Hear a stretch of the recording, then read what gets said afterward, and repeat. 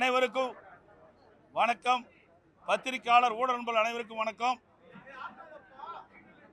சட்டப்பேரவை விதி எண் 55 கீழ் கவன ஈர்ப்பு ஒன்று அனைத்து இந்திய அண்ணா திராவிட முன்னேற்ற கழகத்தினுடைய சட்டமன்ற உறுப்பினர்கள், நானும் மரியாதைக்குரிய அண்ணன் OS மணியன் அவர்கள், மரியாதைக்குரிய அக்ரி கிருஷ்ணமூர்த்தி அவர்கள் மற்றும் பல சட்டமன்ற உறுப்பினர்கள் அரசனுடைய கவனத்தை ஈர்க்க வேண்டும் என்ற அடிப்படையிலே சட்டமன்ற பேரவை விதி 55 கீழ் கவன ஈர்ப்பு கொடுத்து 5 நாட்கள் ஆகின்றன.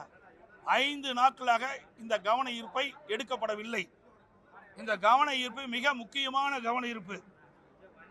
12/8/2026 அன்று மயிலாடுதுறை மாவட்டம் திருமுல்லை வாசல் ஊராட்சி தொடுவாய் கிராமத்தைச் சேர்ந்த நம்ம தமிழ்நாட்டைச் சேர்ந்த மீனவர்கள் 4 பேர் சவிதியிலே தங்கி மீன்பிடி தொழிலில் ஈடுபட்டிருந்தார்கள். இவர்களை ஈரானி கடல் கொள்ளையர்கள் தாக்குதல் நடத்தியுள்ளார்கள். இதில் மாவீரன் வயது 38 துப்பாக்கியால் நெற்றில் சுடப்பட்டதால் அப்பொழுதே அவர் இறந்துவிட்டார். மற்றும் பால்ராஜ், தகப்பன் பெயர் சாமித்துறை, திருமுல்லை வாயல். 2வது சங்கர், தகப்பன் பெயர் கோவிந்தசாமி, திருமுல்லை வாயல். 3வது மணிகண்டன், கடலூர் ஆகியோர் படுகாயத்துடன் சவுதி மருத்துவமனையில் சிகிச்சை பெற்று வருகிறார்கள். இறந்தவர் உடலை தமிழ்நாட்டிற்கு கொண்டு வரவும் காயப்பட்டவர்களை மீட்டு அவர்களுக்கு உரிய சிகிச்சை அளித்து குடும்பத்திற்கு தகுந்த வாழ்வாதார உதவி வழங்கும் அரசனுடைய கவனத்திற்கு கொண்டு வருவது தான் இந்த கவன ஈர்ப்பு தீர்மானத்தை கொடுத்தோம். இந்த அரசாங்கம் தமிழர்களை காப்போம் என்று வாய் அளவில் பேசுறாங்க. ஆனால் இன்றைக்கு தமிழ்நாட்டை சேர்ந்த மயிலாடுதுறை மாவட்டத்தை சேர்ந்த மீனவர்கள் 4 பேர் மீன்பிடி தொழில் ஈடுபட்டுக்கின்ற பொழுது சவுதியில் இருக்கின்றவர்கள் அந்த மீனவர்களை சுட்டதால் ஒருவர் இறந்திருக்கிறார். அந்த உடல் தமிழ்நாட்டுக்கு கொண்டு வர வேண்டும். அதை அரசனுடைய கவனத்திற்கு கொண்டு வருவதற்கு மென்ஷன் பண்ணுவதற்கு கூட இங்கே தமிழக வெற்றி கழகத்தினுடைய அரசாங்கம், சட்டப்பேரவை தலைவர் சட்டமன்றத்திலே மென்ஷன் பண்ணுவதற்கு கூட அனுமதி கொடுக்கல. அது குறித்து தான் நாங்கள் வெளிநடப்பு செஞ்சிருக்கிறோம். இவர்கள் எப்படி தமிழ்நாட்டு மக்களை காக்க போறாங்க? இன்றைக்கு தமிழ்நாட்டு மக்களுக்கு ஒரு தமிழன் எங்கே இருந்தாலும் பாதிக்கப்பட்டால் அவருக்கு குரல் கொடுப்பதுதான் அரசுடைய கடமையாக கடந்த காலத்திலே இருந்தது. ஆனால் இன்றைக்கு தமிழனுக்கு பாதுகாப்பும் கிடையாது, வெளிநாட்டில் வாழ்கின்ற தமிழனுக்கு பாதுகாப்பும் இல்லை. வெளிநாட்டவர்களால் சுட்டு கொல்லப்பட்டு அந்த உடல் சவுதியிலேயே ஒரு வாரமாக கிடைக்கின்றது. அந்த உடலை தமிழ்நாட்டிற்கு தாயத்துக்கு கொண்டு வர வேண்டும் என்ற அடிப்படையில் தான் இது என் 55 கீழ் கவன ஈர்ப்பு நான் கொடுத்தோம்.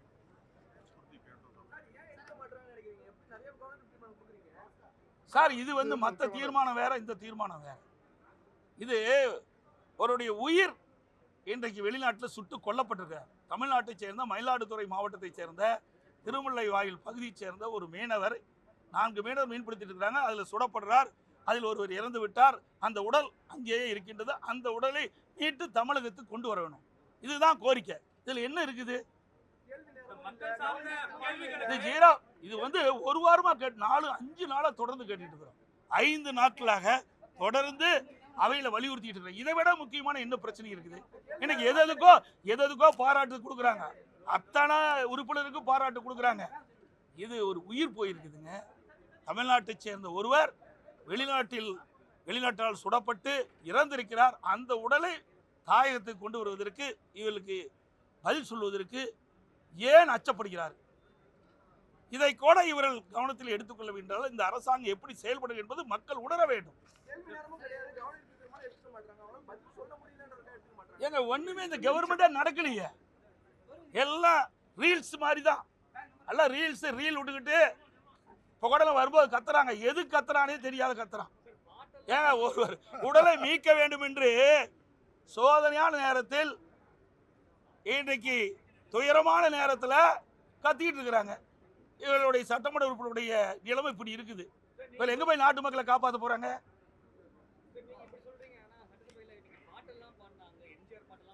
ஆமா, அதாவது உயிர் போனதை பத்தி கவலை இல்லை, பாட்டு பாடுறதுதான் முக்கியம். ஏங்க, ஒரு உயிர் போய்விட்டது. தமிழ்நாட்டை சேர்ந்த வேதனையாக இருக்குதுங்க. குறிப்பாக ரொம்ப ரொம்ப வேதனைப்படுறோம். இதுக்கு முந்தி 38 வயசு அந்த குடும்பத்தில் இருக்க உறவினர்கள்லாம் எப்படி வந்து வேதனைப்பட்டு கொண்டு இருப்பாங்க. அந்த வேதனை கூட புரியாம ஒரு அரசாங்கம், அதான் ரீல் சுடுற அரசாங்கம் தான் நடந்துகிட்டு இருக்குது. அதே போல பார்த்தீங்கன்னா இந்த கர்நாடகத்தில் நம்முடைய எல்லைக்கு 2 எல்லைக்கு இருக்கிற பகுதியில் பூர்வீகமாக தமிழர்கள் அவர்கள் அங்கே கர்நாடகத்தில் வசிச்சுட்டு வராங்க. அவருடைய கால்நடை காணாமல் போய்விட்டது என்று வனத்துறையில் போய் தேடிட்டு இருக்கும்போது வனத்துறை அதிகாரிகள் சுட்டு கொல்லப்படுறதாக அவருடைய உறவினர்கள் தெரிவிக்கிறாங்க. எல்லா பத்திரிகைகளும் வந்து நேற்றைய தினம் கூட இது விவாதம் நடத்தப்பட்டது. அதுக்கு 2 நாள் போராடி வாதாடி வாங்குறோம். இதில் எங்கே தமிழ்நாட்டு மக்களை காப்பாற்ற போகிறோம்? வெளி மாநிலத்தில் இருந்தாலும் சரி, வெளிநாட்டில் இருந்தாலும் சரி, தமிழர்கள் பாதிக்கப்படுகின்ற பொழுது உடனுக்குடன் கடந்த கால அரசாங்கம், அது அதிமுக அரசாங்கம் சரி, திமுக அரசாங்கம் சரி, ஒரு கவனம் ஈர்ப்போ அல்லது 0 அவரில் கொண்டு வந்தால் உடனே எடுத்து அதுக்கு தீர்வு காணுவாங்க. இந்த அரசாங்கம் அதை பற்றி கவலைப்படுறதே கிடையாது. மிக மோசமாக ஒரு சூழ்நிலையில் இந்த அரசாங்கம் செயல்பட்டு கொண்டிருக்கிறது. இது உண்மையாக கண்டிக்கத்தக்கது. அந்த குடும்பத்தை சேர்ந்தவர்களுடைய மனநிலை எப்படி இருக்குன்னு கூட உணராத ஒரு அரசாங்கம் இந்த அரசாங்கம். இன்றைக்கு வெளி மாநிலத்திலும் சரி, வெளிநாட்டிலும் சரி, தமிழர்கள் பாதிக்கப்படுகின்ற பொழுது அதற்கு உரிய முறையிலே குரல் கொடுக்கின்ற அரசு தான் உண்மையான தமிழ்நாடு தமிழ் உணர்வு உள்ள அரசாங்கமாக இருக்கும். ஆனால் இந்த அரசாங்கத்தில் தமிழ் உணர்வு என்பதே இல்லை.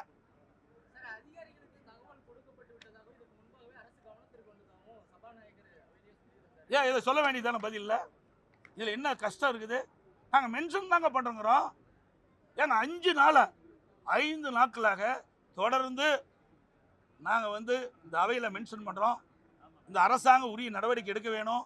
அந்த குடும்பத்தை சேர்ந்தவர்கள் தொடர்ந்து எங்கள் சட்டமன்ற உறுப்பினரோடு தொடர்பு கொண்டு எங்களுக்கு உதவி செய்யுங்க.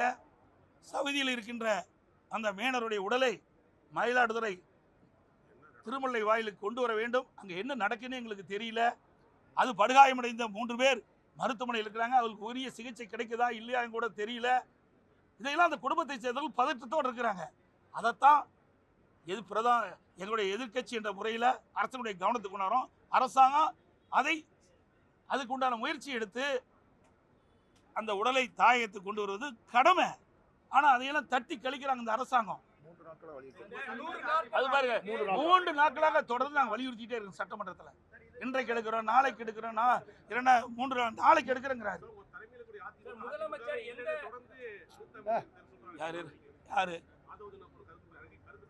யாரு அவரா? அந்த கட்சி இருக்குதா இல்லையான்னு பார்க்கலாம். நடந்துச்சு முதல்ல அந்த கட்சி துவங்கி 3 வருஷம் தான் ஆகுது. ஏங்க இந்த இன்றைக்கு தமிழ்நாட்டை சேர்ந்த மயிலாடுதுறை மீனவர் அங்கே குண்டடிபட்டு இறந்து கிடக்கிறார். நாங்கள் வரும்போது கைதிட்டு சிரிச்சிட்டு இருக்கிறார். உணர்வுள்ள ஒரு தமிழன் சிரிப்பானா? எவ்வளோ துயரமான சம்பவம் கிடையாது அவர்களுக்கு. ஏதோ அவர்கள் வந்து சட்டமன்ற உறுப்பினர் ஆகிட்டாங்க, ஆட்சி வந்துட்டுது, ஆட்சி அதிகாரம் இருக்கிறதுனால என்ன வேணாலும் செய்யலாம் நினைக்கிறாங்க. மக்கள் வெளியில் பார்த்துக்கிட்டு தான் இருக்கிறாங்க. எந்த அளவுக்கு வேகமாக வந்ததோ அந்த ஆட்சி அந்த அளவுக்கு படுபாதாளத்தில் போயிடும் விரைவில்.